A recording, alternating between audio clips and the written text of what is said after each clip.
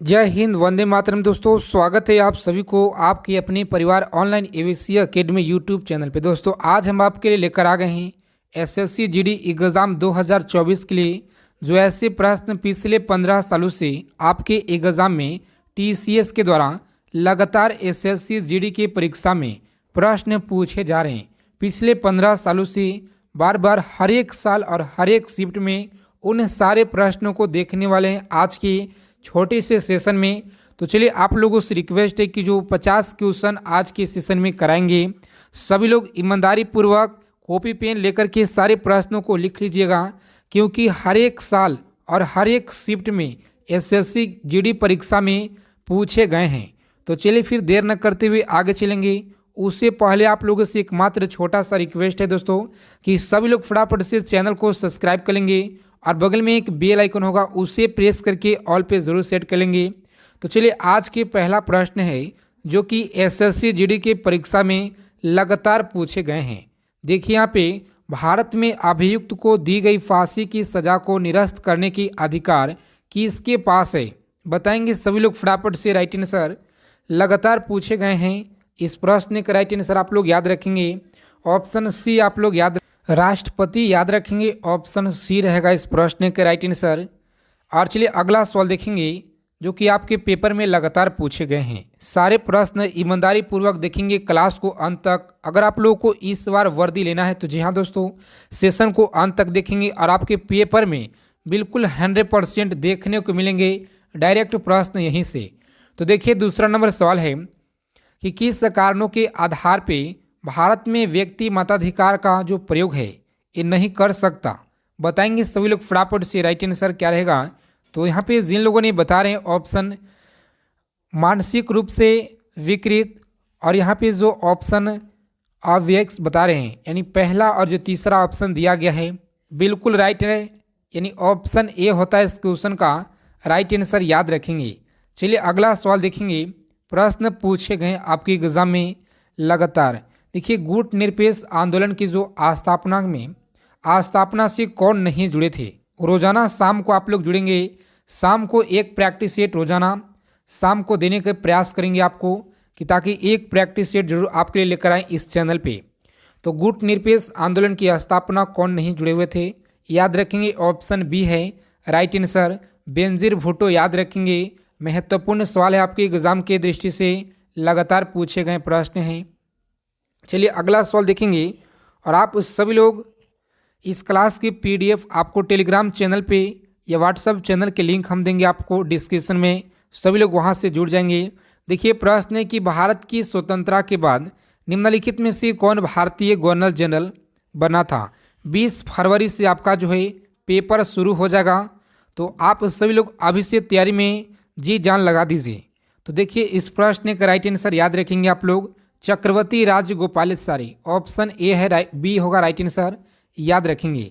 अगला सवाल देखिए यहाँ पे, प्रश्न है कि संयुक्त राष्ट्र के सुरक्षा परिषद के बारे में क्या सही नहीं है? तो याद रखेंगे, राष्ट्रीय सुरक्षा जो है, संयुक्त राष्ट्र सुरक्षा के परिषद के बारे में क्या सही नहीं है? तो सभी लोग याद रखेंगे इस प्रश्न के राइट आंसर ऑप्शन बी आप लोग याद रखेंगे, बिल्कुल सही जवाब है। सभी लोग इसे याद रखेंगे, राइट आंसर है। अगला सवाल देखिए यहाँ पे, जो कि लगातार प्रश्न पूछे गए हैं और कम समय में ज़्यादा से ज़्यादा प्रश्न देखने का प्रयास रहेगा हम लोग को। भारत में चुनाव की सबसे छोटी इकाई क्या है? बताएंगे। भारत में सबसे छोटी इकाई की अगर बात की जाए कौन सी है? तो याद रखेंगे ऑप्शन बी रहेगा, बिल्कुल राइट आंसर है, विधानसभा। याद रखेंगे, राइट आंसर है ऑप्शन बी। आप लोग विधानसभा याद रखेंगे। चलिए अगला सवाल है आपकी स्क्रीन पे, बताएंगे सभी लोग फटाफट से राइट आंसर। भारतीय राष्ट्रीय कांग्रेस के जो संस्थापक कौन थे? याद रखेंगे, भारतीय राष्ट्रीय कांग्रेस के संस्थापक कौन थे? सभी लोग याद रखेंगे ऑप्शन, जिन लोगों ने यहाँ पे बी बता रहे हैं ऑप्शन बताएंगे सभी लोग, भारतीय राष्ट्रीय कांग्रेस के संस्थापक। इस प्रश्न के उत्तर आप लोग हमें बताएंगे कमेंट बॉक्स के माध्यम से। चलिए अगला सवाल देखेंगे। यहाँ पे लगातार पूछे गए हैं एसएससी जीडी के परीक्षा में, तो आप लोगों को याद रखना है, वर्ष 2011 की जनगणना के अनुसार जो है महिलाओं में साक्षरता प्रतिशत लगभग कितना है? तो याद रखेंगे, साक्षरता लगभग कितना प्रतिशत है? तो सभी लोग याद रखेंगे 65% है। ऑप्शन बी आप लोग याद रखेंगे, बिल्कुल राइट आंसर। अगला सवाल देखेंगे यहाँ पे, जो कि लगातार प्रश्न पूछे गए हैं। सभी लोग याद रखेंगे सांप्रदायिकता का जो अर्थ है ये क्या है। तो याद रखेंगे सांप्रदायिकता का अर्थ क्या है। सभी लोग इसे याद रखेंगे, धर्म के आधार पे सामाजिक विभाजन। ऑप्शन बी आप लोग याद रखेंगे, बिल्कुल राइट आंसर है। आगे चलने से पहले आप सभी लोगों से एक मात्र छोटा सा रिक्वेस्ट है कि सेशन को लाइक कर देंगे, और अगर आप इस चैनल पे पहली बार हैं तो online AVC academy YouTube channel को सभी लोग फटाफट से सब्सक्राइब कर लीजिएगा, और बगल में एक बेल आइकन होगा दोस्तों, उसे प्रेस करके ऑल कर लेंगे। यहाँ पे आप लोगों को एसएससी जीडी एग्जाम से पल पल की अपडेट दिया जाता है। 42वें संवैधानिक संशोधन अधिनियम जो है, 42वें संवैधानिक संशोधन द्वारा भारतीय संविधान की प्रस्तावना में निम्नलिखित विशेषता जुड़ी गई थी। याद रखेंगे सभी लोग इस प्रश्न का राइट आंसर। यहाँ पे आपको याद रखना है धर्मनिरपेक्ष, याद रखेंगे ऑप्शन ए है राइट आंसर। सभी लोग इसे याद रखेंगे। चलिए 11 नंबर प्रश्न के उत्तर बताएंगे आप लोग फटाफट से। राइट आंसर क्या रहेगा, देखिए लगातार पूछे गए हैं कि बांग्लादेश एवं स्वतंत्र राष्ट्र कब बना। तो याद रखेंगे बांग्लादेश स्वतंत्र राष्ट्र कब बना, इस प्रश्न के सही जवाब बताएंगे। तो आप लोग याद रखेंगे राइट आंसर है 1971, याद रखेंगे। चलिए अगला सवाल देखेंगे। यहाँ पे 12 नंबर प्रश्न है, बताएंगे सभी लोग नगर निगम के अध्यक्ष कौन होते हैं। तो याद रखेंगे नगर निगम के अध्यक्ष कौन होते हैं, सभी लोग इसे याद रखेंगे। ऑप्शन बी है राइट आंसर। याद रखेंगे लगातार पूछे गए हैं महापौर, याद रखेंगे। चलिए अगला सवाल है 13 नंबर प्रश्न, बताएंगे सभी लोग फटाफट से राइट आंसर। और क्लास को आप लोगों को अंत तक देखना है। अगर इस बार सिलेक्शन लेना है तो जी हाँ, तो सारे प्रश्न आपको अंत तक देखना है, एग्जाम में देखने को मिलेंगे। प्रश्न की संविधान में कितने वर्ष तक के बच्चों के लिए निःशुल्क शिक्षा का व्यवस्था जो किया गया है, अनिवार्य शिक्षा की व्यवस्था किया गया है। तो सभी लोग बताएंगे फटाफट से राइट आंसर। 6 वर्ष से लेकर के 14 वर्ष के बच्चों के लिए निःशुल्क शिक्षा का प्रावधान है, याद रखेंगे सभी लोग।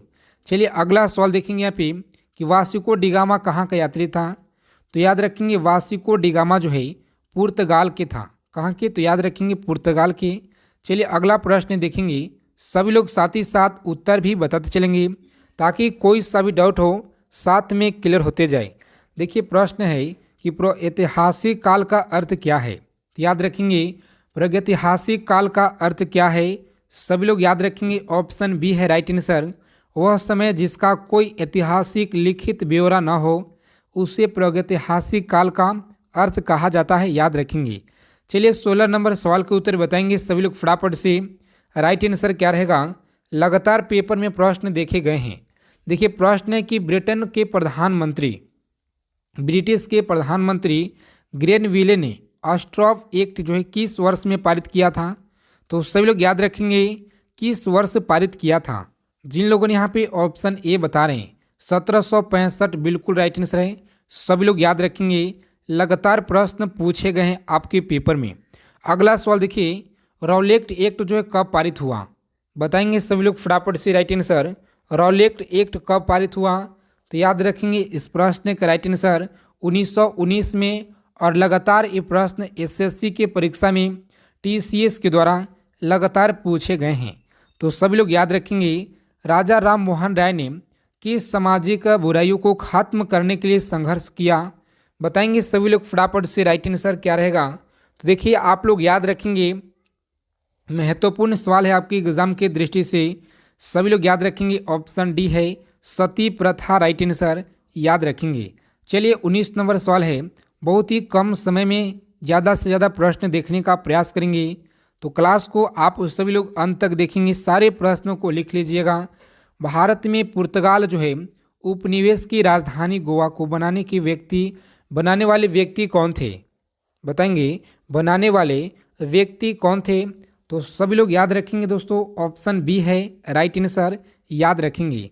चलिए अगला सवाल देखिए। यहाँ पे प्रश्न है कि अंग्रेजी सरकार द्वारा किसी में जो है सूती वस्त्रों का आयात कर हटा दिया गया, बताएंगे सभी लोग फटाफट से राइट आंसर क्या रहेगा।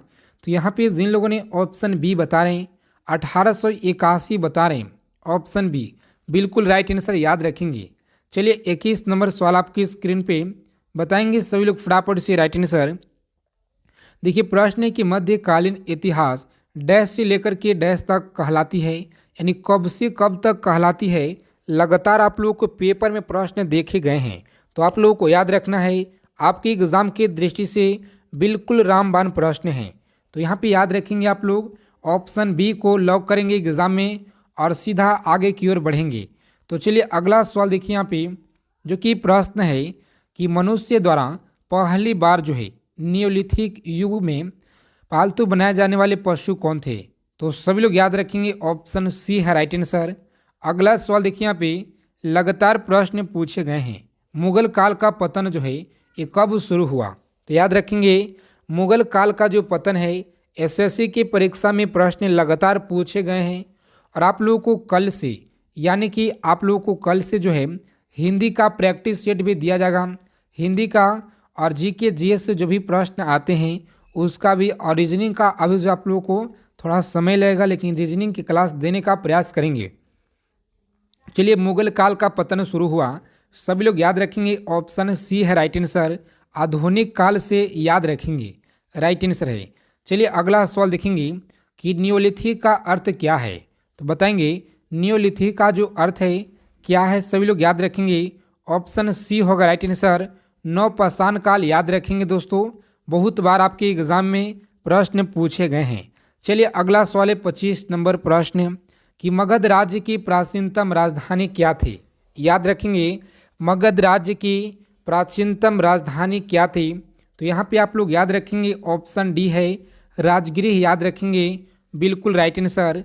चलिए अगला सवाल यहाँ पे देखेंगे कि सन 1857 की क्रांति की जो शुरुआत है ये हुई थी। तो सभी लोग याद रखेंगे सन 1857 की क्रांति की शुरुआत कब हुई थी। यहाँ पे आप लोगों को याद रखना है ऑप्शन सी रहेगा मेरठ से, याद रखेंगे। महत्वपूर्ण सवाल है आपकी एग्जाम की दृष्टि से। सभी लोग फटाफट से वीडियो को लाइक कर दीजिएगा। निम्नलिखित में से किस कारण द्वारा होता है। याद रखेंगे आप लोगों को रोजाना शाम को 7 PM पे क्लास से जुड़ जाना है। बताएंगे सभी लोग फटाफट से राइट आंसर इस प्रश्न के। तो यहाँ पे जिन लोगों ने ऑप्शन ए बता रहे हैं बिल्कुल राइट आंसर याद रखेंगे। देखिए 28 नंबर सवाल है आपकी स्क्रीन पे और बताएंगे सभी लोग फटाफट से राइट आंसर क्या रहेगा। देखिए प्रश्न है कि पर्यावरण के जैविक व अजैविक घटकों के अंतर संवर्धन का जो अध्ययन है ये क्या कहलाता है। बताएंगे सभी लोग फटाफट से राइट आंसर। तो यहाँ पे जिन लोगों ने बता रहे दोस्तों ऑप्शन, जिन लोगों ने यहाँ पे ऑप्शन ए बता रहे हैं बिल्कुल सही जवाब है, याद रखेंगे राइट आंसर है। अगला सवाल देखिए यहाँ पे 29 नंबर सवाल आपकी स्क्रीन पे कि निम्नलिखित में से कौन सा प्रकृति जो है पर्यावरण का घटक नहीं है। तो याद रखेंगे पर्यावरण का जो घटक नहीं है, सभी लोग याद रखेंगे इस प्रश्न का राइट आंसर। यहाँ पे जिन लोगों ने ऑप्शन सी बता रहे हैं बांध, बिल्कुल राइट आंसर याद रखेंगे। लगातार एसएससी जीडी के परीक्षा में इन सारे प्रश्नों को पूछा गया है। विश्व पर्यावरण दिवस कब मनाया जाता है। तो याद रखेंगे विश्व पर्यावरण दिवस जो है ये मनाया जाता है 5 जून को। याद रखना है आप लोगों को, क्योंकि लगातार एसएससी जीडी के परीक्षा में सवाल रिपीट किए गए हैं। जैविक संसाधन एक जो है उदाहरण है। जैविक संसाधन क्या है, तो एक उदाहरण है।